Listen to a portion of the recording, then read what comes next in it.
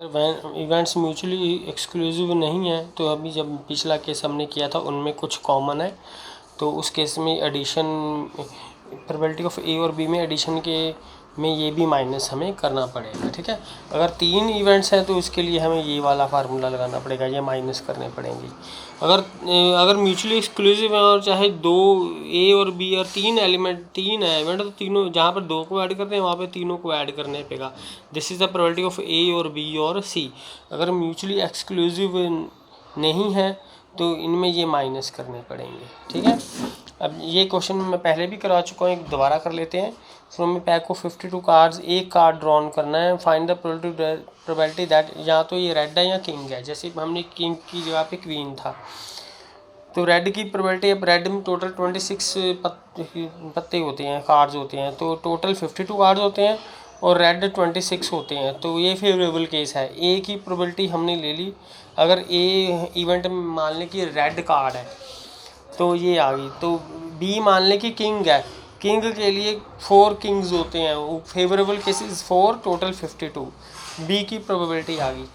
अब देखो इसमें ये म्यूचुअली एक्सक्लूसिव नहीं है क्योंकि इनमें कॉमन आ गया, रेड और किंग, किंग 2 होते हैं इसमें, तो ये म्यूचुअली एक्सक्लूसिव नहीं है कि अगर रेड है तो उसमें किंग भी हो सकता है, तो वो एक साथ दोनों पते आ सकते हैं, ए का इवेंट भी हो सकता है, बी का भी।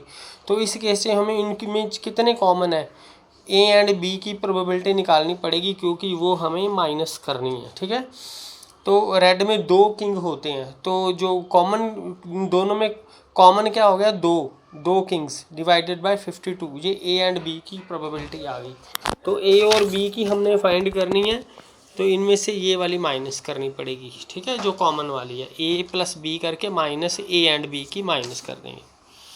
अब नेक्स्ट क्वेश्चन है, एक shooter is non for hit the target in 4 out of 5 shots, 5 shots लगाता है लेकिन 4 में वो हिट दी टारगेट हिट करता है, अदर 4 शॉट में से 3 को हिट करता है अगला शूटर है जो। हमने फाइंड करना प्रोबेबिलिटी कि टारगेट हिट हो, तो पहले तो हमें ये समझना पड़ेगा टारगेट हिट कब होगा, जब दोनों में से कोई एक हिट कर देगा। तो अगर हम इवेंट ले लें तो दो टारगेट हिट होगा, चाहे ए हिट करे, ए में फर्स्ट शूटर हिट कर रहा है, ए इवेंट है, बी इवेंट लिया है कि सेकंड शूटर हिट करता है, तो अगर चाहे ए हिट करे और बी हिट करे, टारगेट हो जाएगा हिट, हमने उसकी प्रोबेबिलिटी निकालनी है। ठीक है, चाहे ए हिट करे चाहे बी, तो ए हमने ले ली 1 शूटर के लिए इवेंट, बी ले लिया सेकंड शूटर के लिए, तो शूटर हिट करता है टारगेट, तो ए की प्रोबेबिलिटी की है 4 आउट ऑफ 5, 4/5, 5 में से 4 उसकी फेवर में आते हैं केस, 4 में वो हिट कर लेता है। दूसरे में टोटल 4 शूट्स हैं, वो डिनोमिनेटर में रखना है, फेवरेबल केस उसमें है 3/4 है इसकी प्रोबेबिलिटी, यानी कि 4 में से 3 में हिट करता है वो। तो ये म्यूचुअली एक्सक्लूसिव केस नहीं है, क्योंकि अगर मान लो मैं 2 शूटर हैं, वो एक हिट कर रहा है तो दूसरा भी कर सकता है, मतलब दोनों साइमल्टेनियसली अकर कर सकते हैं, एक शूट करेगा तो उसने हिट कर दिया, फिर दूसरे वाला शूट करेगा वो भी हिट कर सकता है। तो इसका मतलब प्रोबेबिलिटी ए और बी की होगी, दोनों में प्लस करके उनकी ए एंड बी को माइनस करना पड़ेगा, क्योंकि दोनों शूटर हिट कर सकते हैं, सबकी बारी आएगी सबकी टर्न में। ए की प्रोबेबिलिटी ये है, बी की ये है, तो ए और बी की क्या होती है, ए और बी की जब प्रोबेबिलिटी होती है ए भी कर सकता है हिट और बी भी कर सकता है, तो उन दोनों को मल्टीप्लाई कर देते हैं। ठीक है, ये मल्टीप्लिकेशन की थ्योरम है। अगर वो म्यूचुअली एक्सक्लूसिव हो तो probability of A and B क्या होती है, probability of A multiplied by probability of A B is equal to probability of A multiplied by probability of B. ठीक है, जैसे एडिशन थ्योरम होती है ना, इनको ऐड कर देते हैं, एंड वाली भी होती है कि दोनों को मल्टीप्लाई भी कर देते हैं। ठीक है, ये हमारा आंसर आ जाएगा।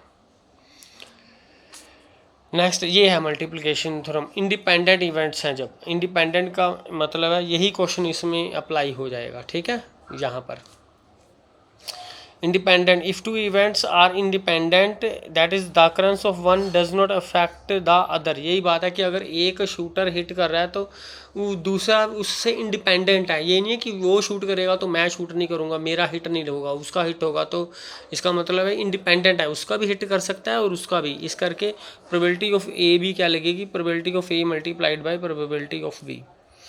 तो अगर एक की अकरेंस दूसरे को इफेक्ट ना करे तो वो the probability that they will both occur, मतलब दोनों ही अक्कर कर सकते हैं। ठीक है,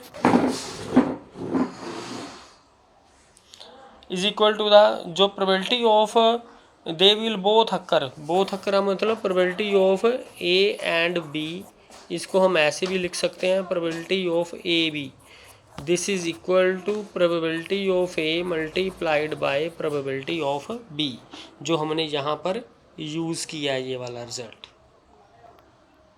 ठीक है, ये इस केस में है जब वो इंडिपेंडेंट होंगी। अगर चाहे दो से ज़्यादा हों, जब भी ए एंड बी लगा, A B and C and लगा तो वो मल्टीप्लाई करना है हमने, और लगा तो प्लस करना है। क्लियर, एक बार दोबारा समझ लो, अगर एंड लगा तो मल्टीप्लाई करना है, और लगा तो प्लस कर देते हैं।